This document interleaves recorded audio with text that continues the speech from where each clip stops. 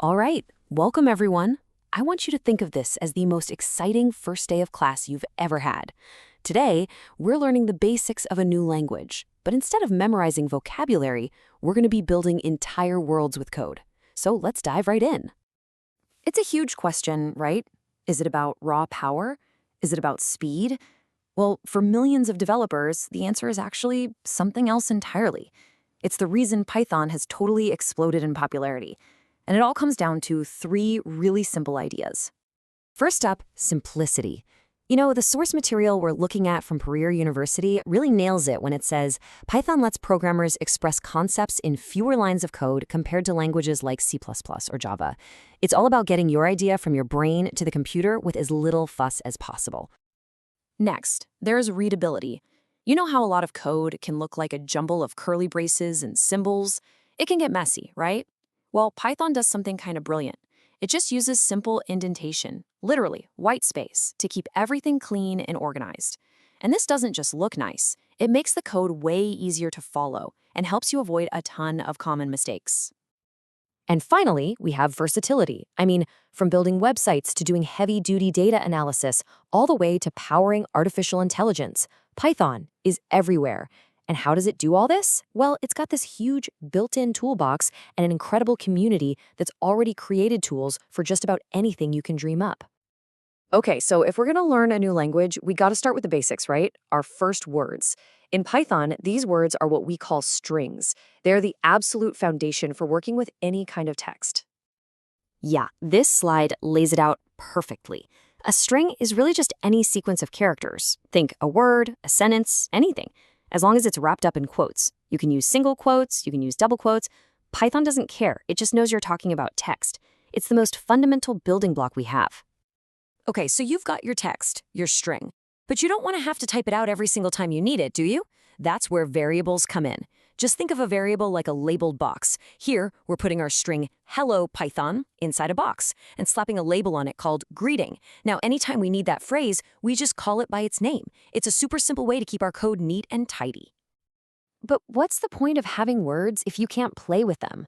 Python comes with these awesome built-in tools called methods that let us mess with our strings.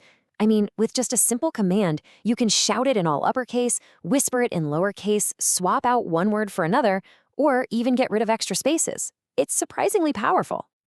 All right, so we've got our words, our strings. But words just sit there. We need verbs, right? Action words. In the world of programming, those are our operators. They're the tools we use to actually do things like perform calculations. Let's start with the ones you already know.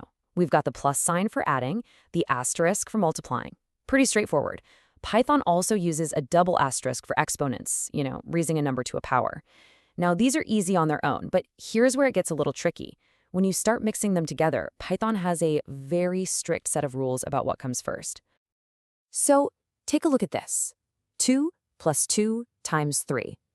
What do you think the answer is? If you just go from left to right, 2 plus 2 is 4, and 4 times 3 is 12. Seems logical, but that's not the answer Python gets. So what's going on here? It all comes down to something called operator precedence. And this is why. It's the rulebook Python lives by, just like the order of operations you learned in math class. As you can see, multiplication has a higher priority than addition.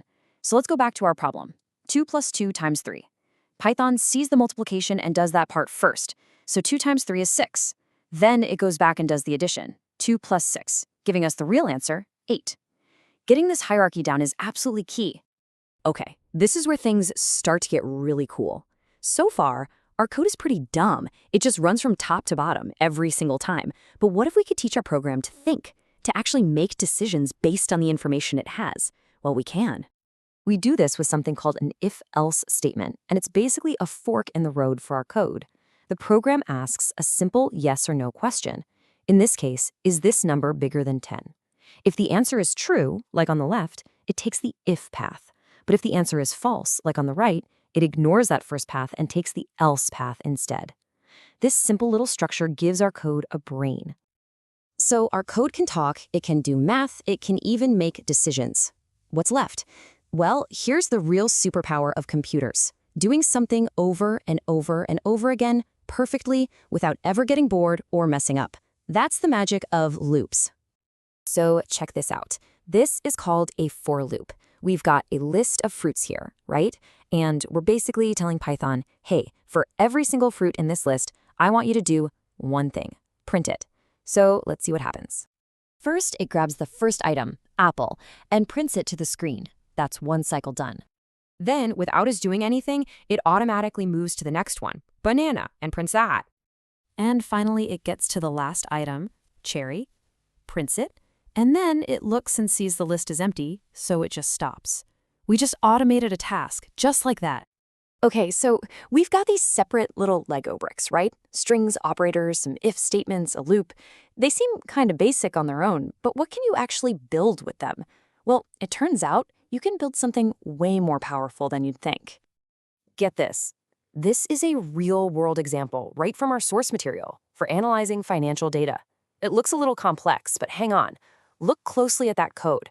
Does any of it look familiar? Right there in the middle, that's the exact same for loop we just played with. It's doing the same thing, going through a list one by one and doing something with each item.